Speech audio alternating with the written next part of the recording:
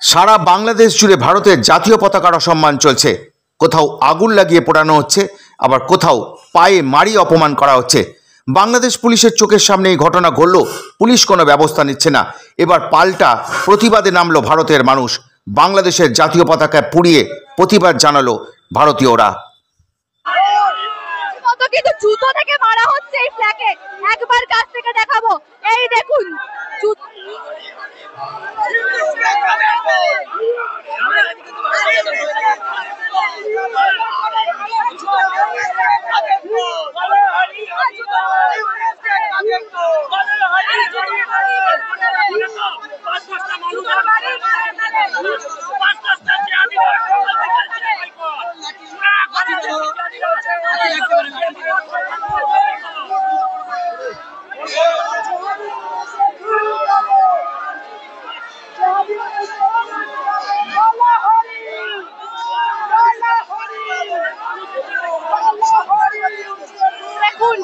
দিচ্ছে বড় হরি হরি বল। কেন এই স্লোগান?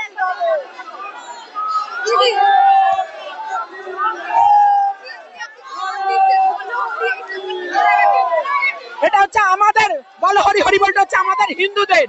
আজকে ইউনিস যে কাজটা করেছে আমাদের চিন্ময় মহারাজকে, তার প্রতিবাদেই আমাদের এই লড়াই।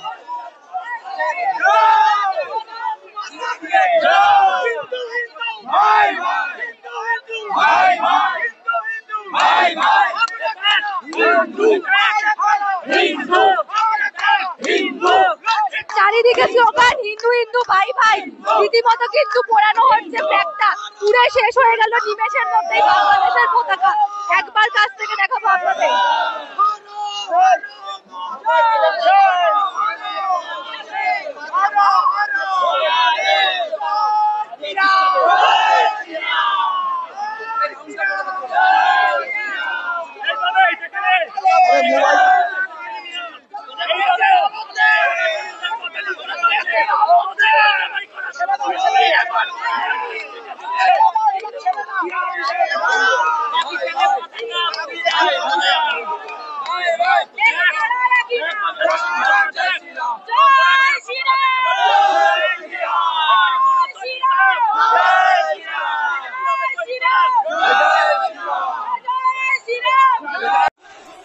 বাংলাদেশে হিন্দুদের উপর যেভাবে অত্যাচার হচ্ছে তা এক কথায় ভয়ঙ্কর।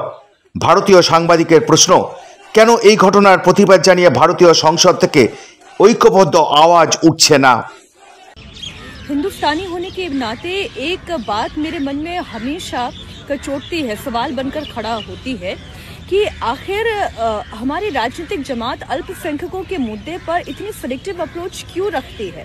बांग्लादेश में हिंदुओं पर अत्याचार हो रहा है, मंदिर तोड़े जा रहे हैं, उनकी संपत्तियों को नुकसान पहुंचाया जा रहा है, उन्हें कत्ल किया जा रहा है। इस्कॉन जैसे संस्थान, कृष्ण जो खुद प्रेम के प्रतीक हैं, उन्हें आतंकवादी या कट्टरपंथी संगठन के तौर पर देखा जा रहा है। उनके साधु संतों पर अत्याचार हो रहा है।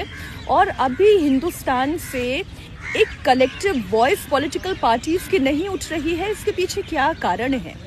इंडिविजुअली पॉलिटिकल पार्टीज इसका खंडन करे, इसकी भर्त्सना करे।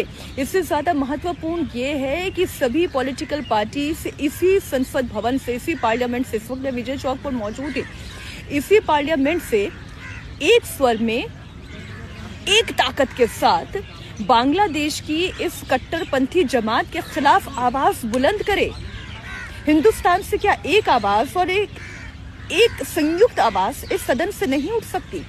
ये सवाल आप खुद से भी पूछिए और पॉलिटिकल पार्टीज के तमाम सुप्रीम लीडर्स खुद से भी पूछें।